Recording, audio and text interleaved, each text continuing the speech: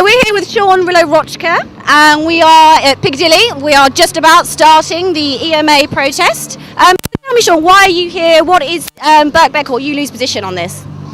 I think EMA is one of the most important issues. We've got 16, 17-year-olds already facing a life of unemployment, inability to go to university because of the fees that are going to be charged and the social exclusion they face. And now we're saying to them, don't bother going to college, just go on the dole or go into forced government training schemes.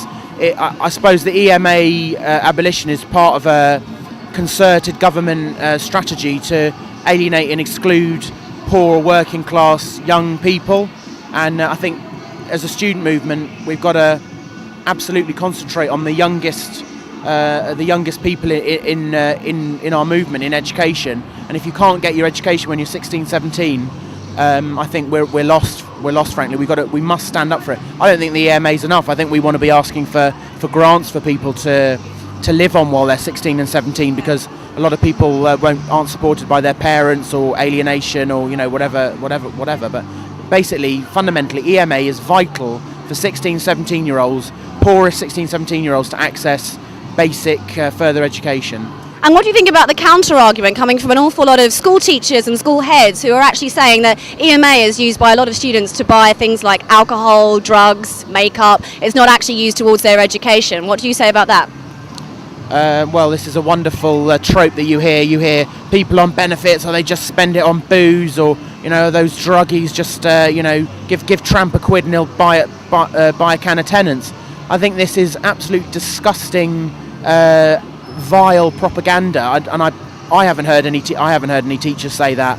I've heard people say, oh well, education should be more competitive and we should have a smaller field of people, an elite core. But I think this idea that kids are spending their money on booze or drugs or whatever is ridiculous. If you're living in London today, or in Birmingham or Manchester or wherever, 30 quid for the poorest students to get your travel, to get your lunch.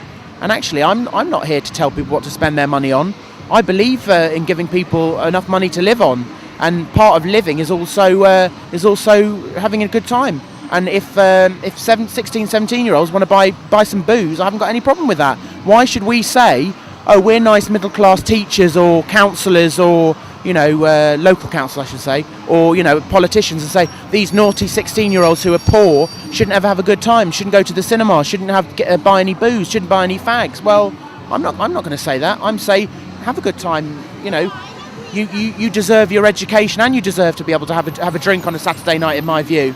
Okay, and what do you think about, well, I mean, the government haven't actually outlined an alternative proposal, but they have said that they plan to put something like 75 million into alternative funding schemes. What do you think about that?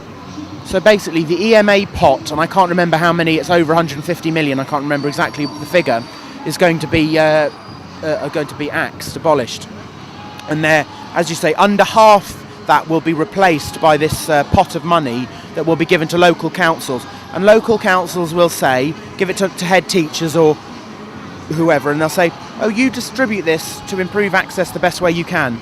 So the head teacher will give to existing students, not the ones who didn't come in the first place or dropped out in the first week because they couldn't afford to get there, so thereby alleviating the whole point of getting more people going to college by saying we're going to support you throughout your tenure at college. It's going to say, you head teacher, choose the deserving poor to get a little bit of alms from the rich people, and it'll be oh yeah, you're a deserving poor student, I'll buy you some books, or I'll give you a book token, or I'll buy your travel pass. And this links into what you were saying before about what are these naughty young people spending their money on.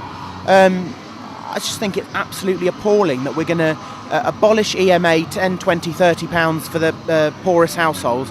So if you're on 28,000, your household income 28,000 in a city like London, that is not a high wage. It's subsistence living. You'll get £10 a week.